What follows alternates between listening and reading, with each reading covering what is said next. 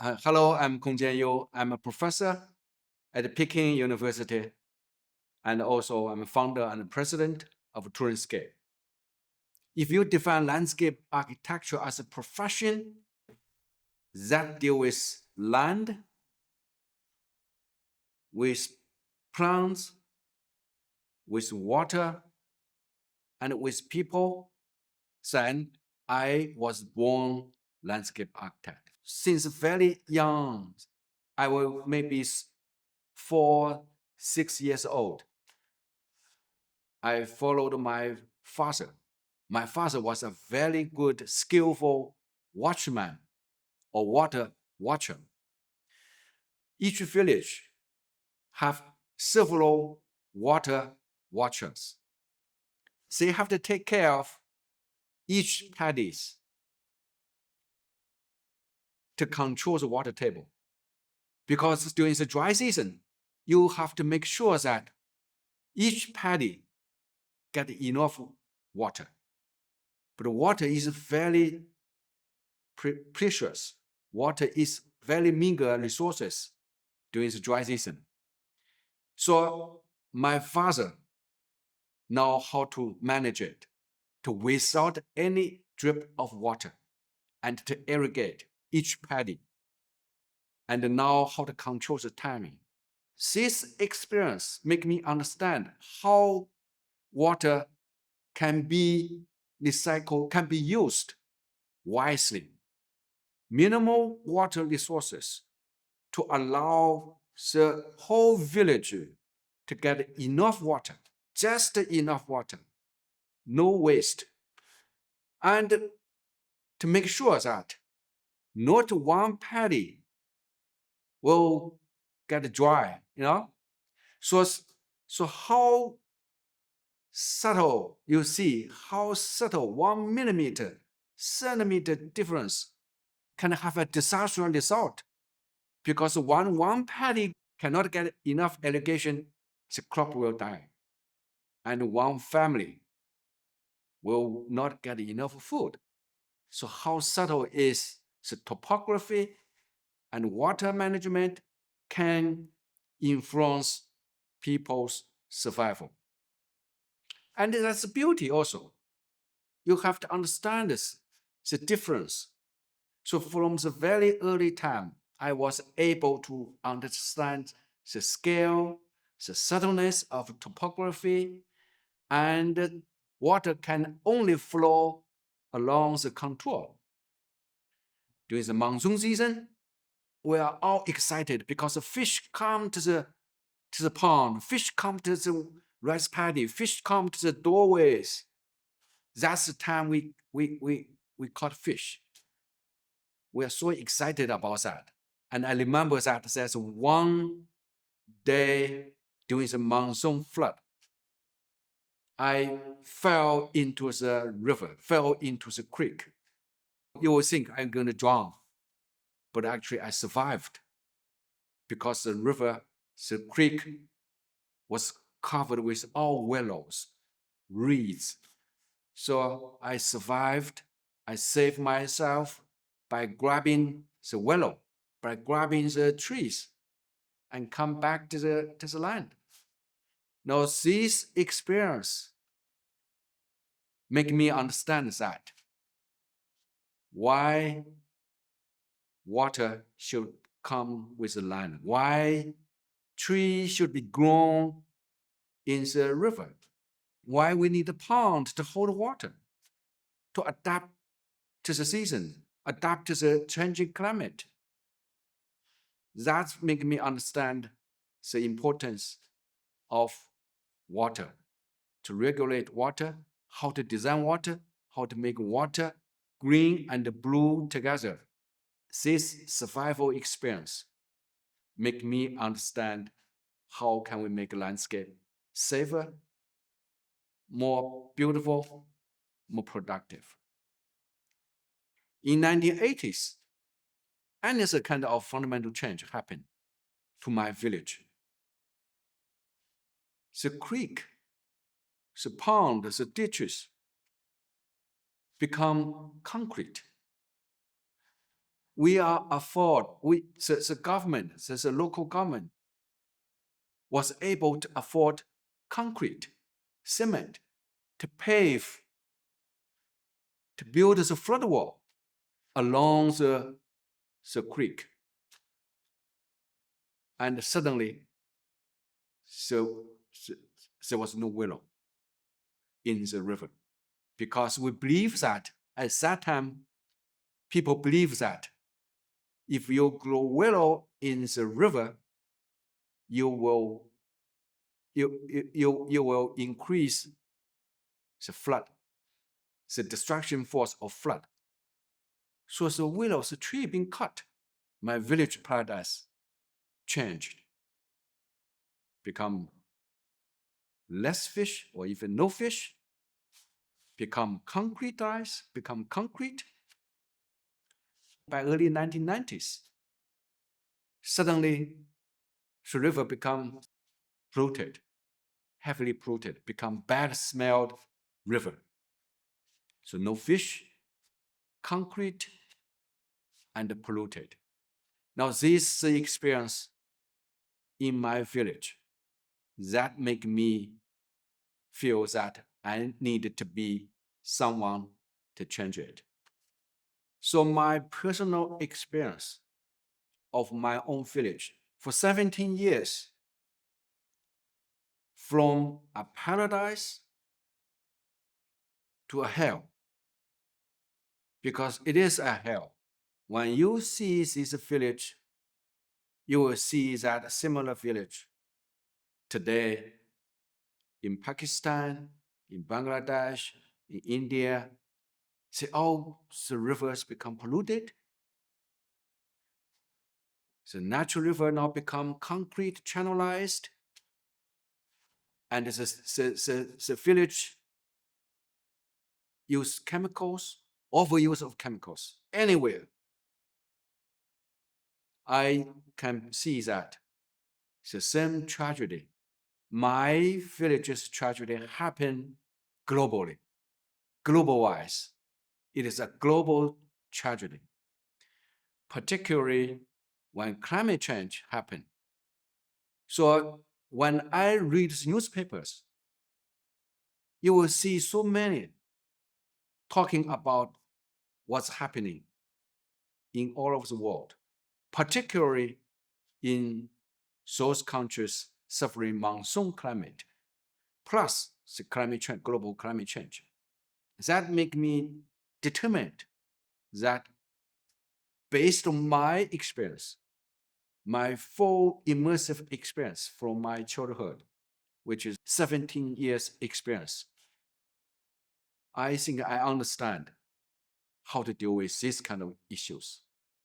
For me, all this tragedy happens because the misunderstanding of the industrial technology, the misuse of our industrial technology.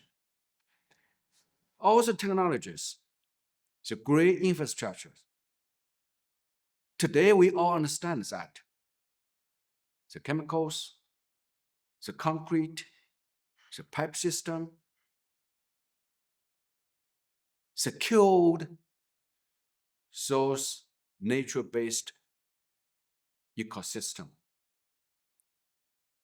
which will have used for survival for thousands of years. Now I understood that the agricultural civilization can only provide a very primitive living, but yet the relationship between nature and human beings are in a kind of harmonious. The Industrial Revolution have wiped out everything.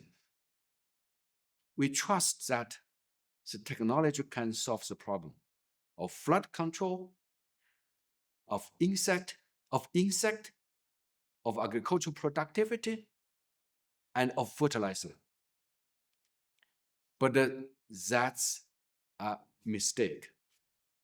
All the tragedy happened simply because we ignore the nature, the ecosystem, the nature's ecosystem, and also the long-term human and nature reaction that create a nature-based culture and a nature ecosystem.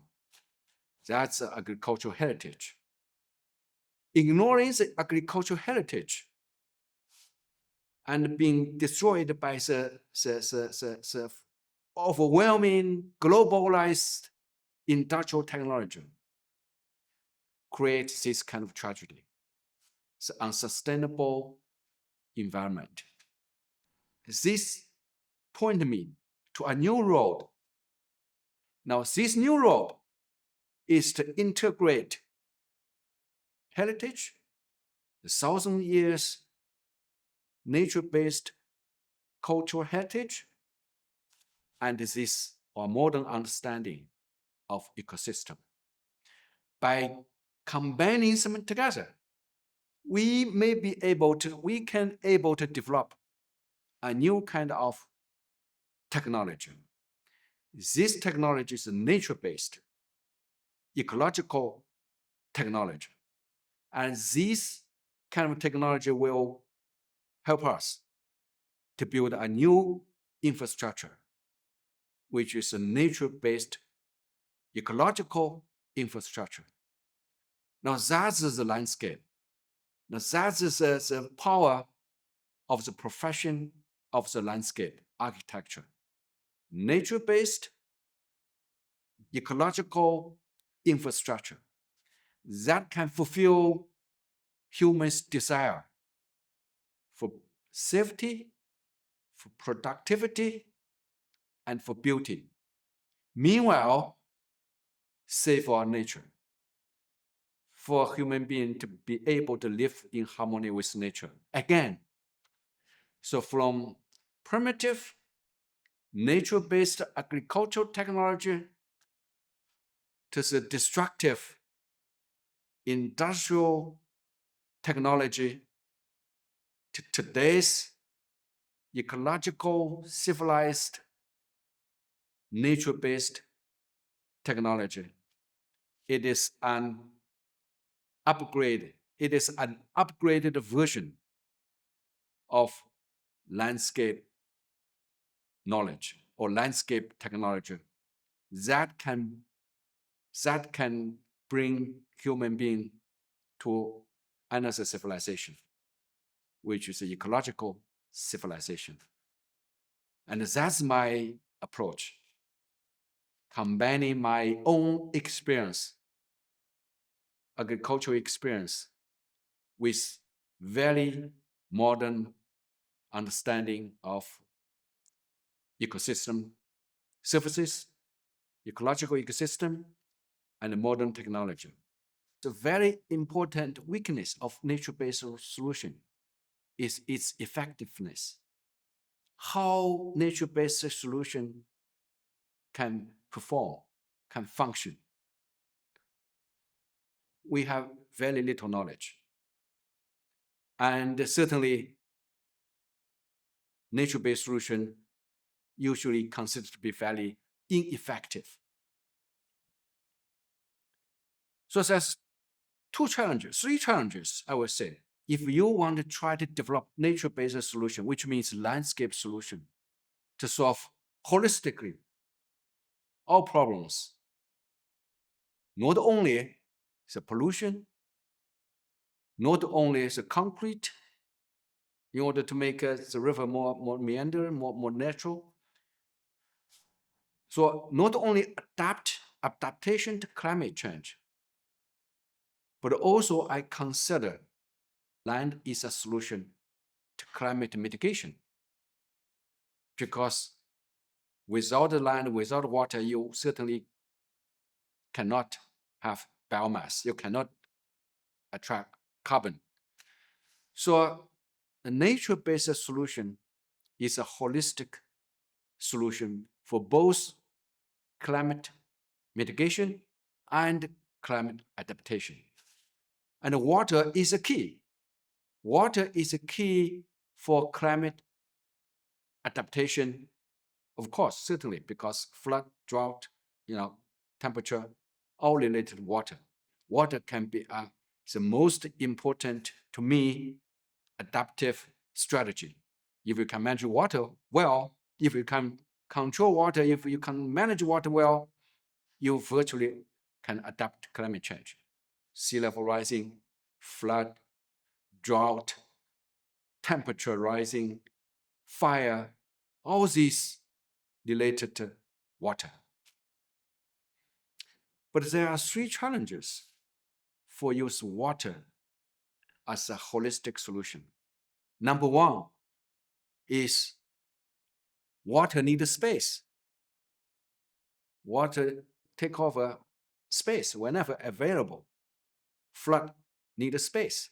How can you give this water space effectively? Now that's a planning problem.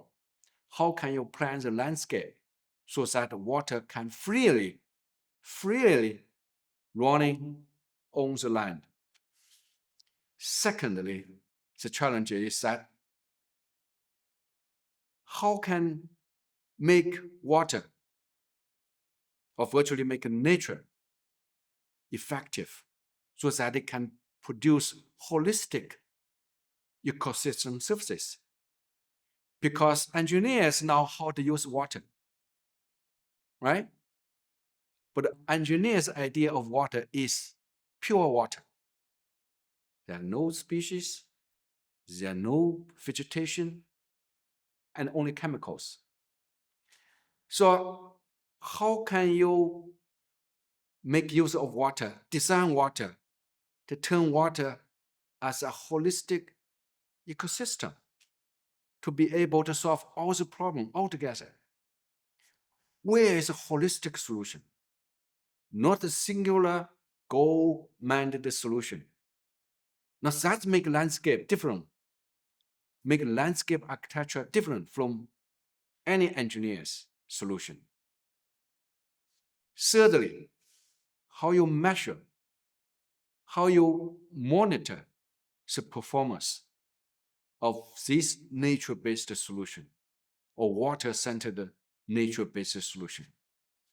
So three key problems you have to solve in order to make the nature-based solution effective for both mitigation and adaptation, and holistic as a holistic solution, which is different from engineers to build a dam, to build channel, or use chemical to solve one problem. We want to solve the problem holistically, which means we have to design water as a landscape, a holistic landscape, right? Planning water as an organic part of the whole system. Now that's my lifetime object. That's my lifetime career. So my approach of planning, you need to identify the security pattern. I invented the term security pattern, landscape security pattern for water, for biodiversity, and for cultural heritage. But the water is certainly the key, because if you have water, you have everything almost. Biodiversity. So you have to define where's the security pattern, where's the minimum space for water, for flood, for retain water, for keep water, and for allow water to flood. This my thesis, actually, my dissertation for my doctoral degree, I call the ecological security pattern. That's the key. That's the landscape planning. You're planning the space for water first, and then consider the building the city. If you can make a water system, give water enough space, you will have a safe cities, you will have safe settlement, you have no problem of flood. The second is for my design. It's so important that you need to develop holistic module. Inspired my farmer's experience, I was able to develop a series of modules to manage water. If you don't have enough water, you need to retain water. So terracing the slope, catch water. So terrace model, terrace. Imagine the farmers grow rice on the hills, on the slope. Terrace it to create patches, flat patches, paddy. Now that's very useful because you have a paddy like a cell, like a human body was made of cells. You have a cell for landscape. You can have everything. You have water, you have crops, you have fish, you have biodiversity. So that's one module. Well, when water flow along the creek, along the slope, you need to slow down, catch it. So another module will be a dike and pond. So catch the water, create a weir and pond. So dike and pond. Now that's another module. When you have a valley, well, if it's flat, the land is flat, you want to create a pond to regulate water, to mediate flood and drought. So a pond is a module.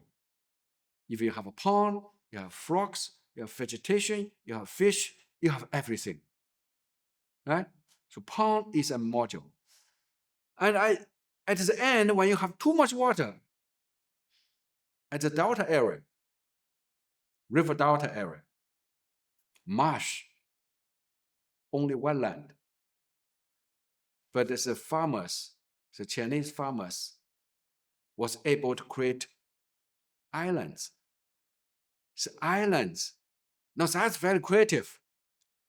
By cut and fill, you create island to grow crops in the water. So that's another module. So that's my approach to use landscape as a holistic solution to solve all the problems at the same time. Today's solution is still very narrow-minded, single-minded. Imagine people talking about carbon credit, talking about carbon attraction, geoengineering, only talking about carbon.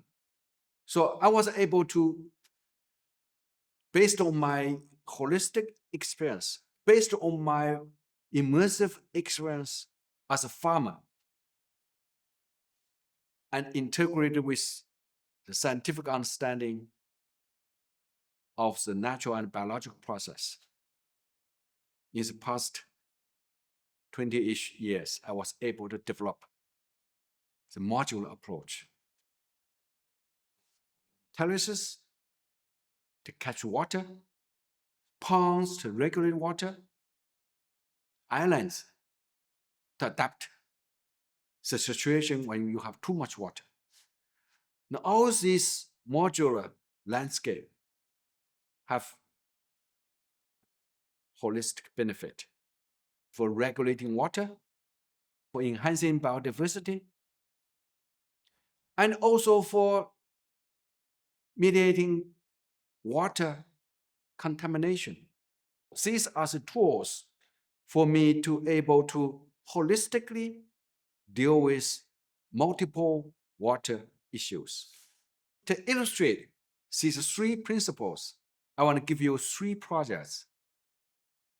The first one is Sanya Dong'an Wetland Park in the middle of the city. The second one is Haikou Meise River, which is a river corridor. The third one is Sanya Mangrove Park by the coast at the end. So It's all about retention of water, slow down water flow, and adapt sea level rising or too much water, right? So the first project is in tropical Hainan Island. So all these projects, by the way, all these three projects I pick up it because they are all in the very extreme water and climate situation, all on the Hainan Island. It is a tropical monsoon climate. So the first project is Sanya Dong'an Wetland Park. Now, it is right in the middle of the Sanya city. The whole area suffering flood during the monsoon season and drought during the dry season, and get polluted because the urban runoff. So the surrounding community complaining about the site, about the place, and the property value very low, dropped dramatically because they get flood every year and bad smell, pollution. So we created this about 80 hectares of Sanya Dong'an Wetland Park by applying ponding, islanding, and terracing, depending on the existing topography. If you have a slope, we create terraces. At the periphery of the park, we create a pond and dike system.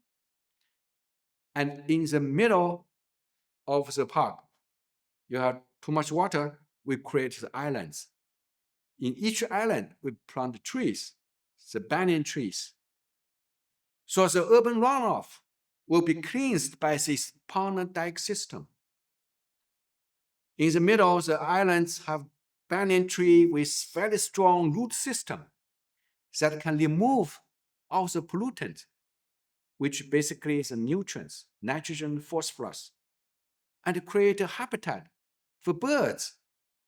So hundreds of islands, hundreds of pond and dike system surrounding this park. And then you create boardwalk system under the canopy, following this dike system, pond and dike system.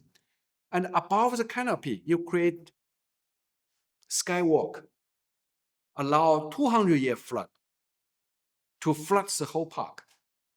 Yet you still can walk above the canopy. That's only take 1 year to finish because it's so simple. Cut and fill, create pond, dike, island, terraces, plant trees, beautiful park. Established in just 2 years. 1 year to build, 2 years, 3 years get matured, now become an oasis right in the middle of the city.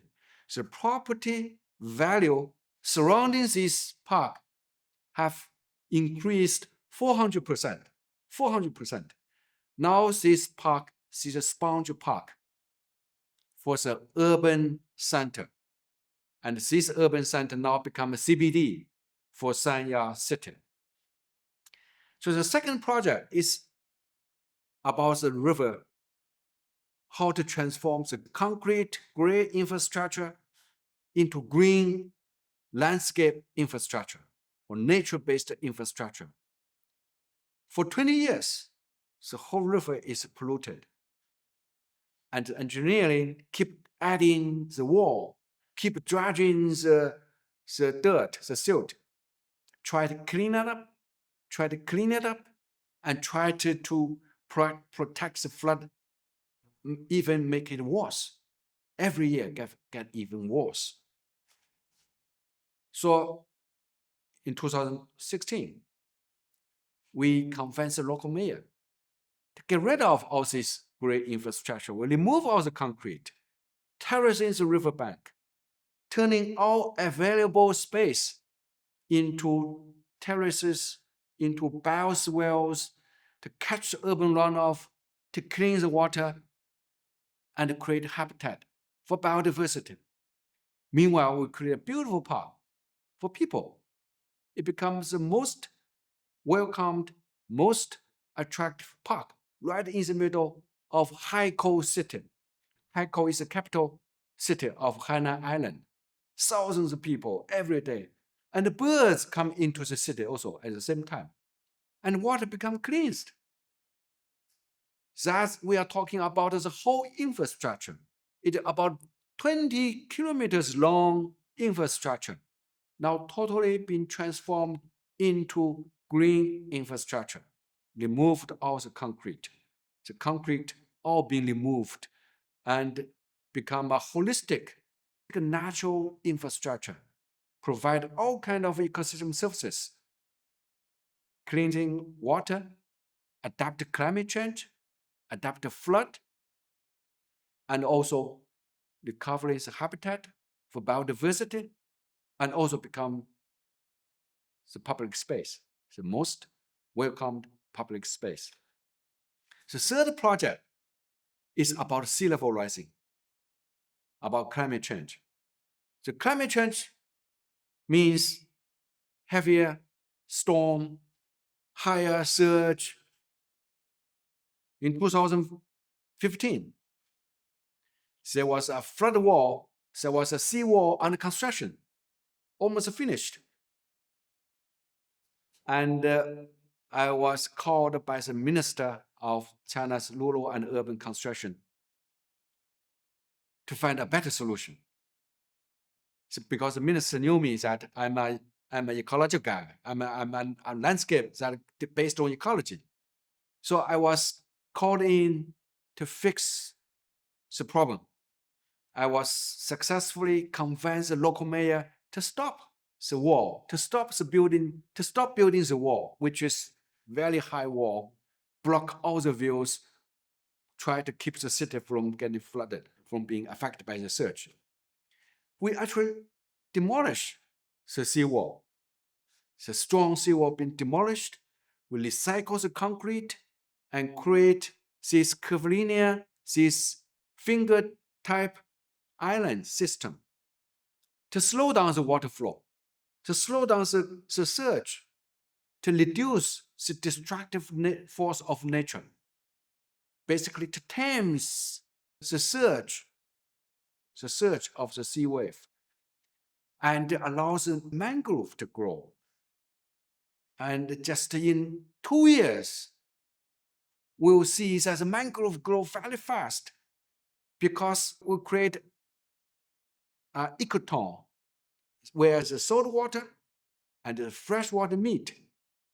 And that become a very favorite habitat for mangrove to flourish. So now this place become a beautiful park for people, a very safe habitat for birds because you have isolated island system also, and certainly become a climate resilient example how we can combat sea level rising. Not only just by building concrete seawall, actually you can create landscapes, breathing, living seawall. Now these are 3 examples. We have built over 1,000 projects like that. Because in all these projects, you create abundance of biomass, carbon attraction, right? So these are just examples of my over 1,000 projects in more than 200 cities in China and beyond, in other parts of the world also. And that, I think, is the way to solve the problem, today's problem, global problem, climate problem, to think big. And water is the key. Water is the key for all these projects. To retaining water, to slow down water flow, to give water more space, to embrace it. So when we're talking about this profession of landscape architecture, I think this profession is the only profession that can solve the problem, multiple problems at once, because we are dealing with the ecosystem systematically, holistically. It is a designed nature, it's a designed ecosystem. If we can fix the water on the land, or if we can keep the water on the land by landscape, by retaining water, by slow down water, by giving water more space, we can recover, or we can restore a sponge planet. Now that's why today I'm thinking that biggest course, the biggest for landscape architecture, the biggest mission for landscape architecture is the creation of sponge planet. From sponge farm, which is my farm, and sponge city, which is your city, and to the water, to sponge watershed, which is regional sponge, a watershed. And eventually we can create a sponge planet. Now that can solve the problem of sea level rising here in New York or in Boston by control water in Amazon or in Yangtze River or in Mississippi River. You cannot control sea level rising here in New York by building wall. You can only control sea level rising by keeping the water in Mississippi Valley or in Amazon forest or in Yangtze River basin. Now that's the landscape. That's the earthscape.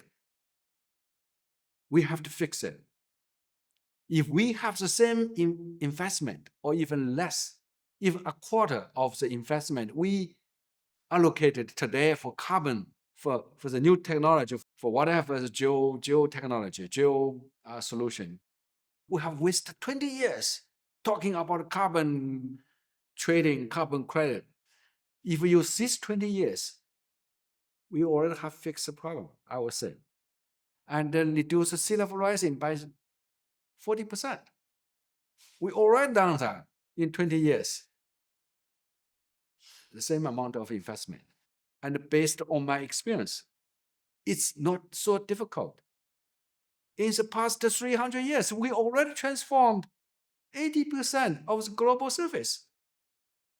Why don't we transform again? Use today's technology, but based on nature. Make wise use of nature. And also inspired by the thousands of years of heritage based on nature.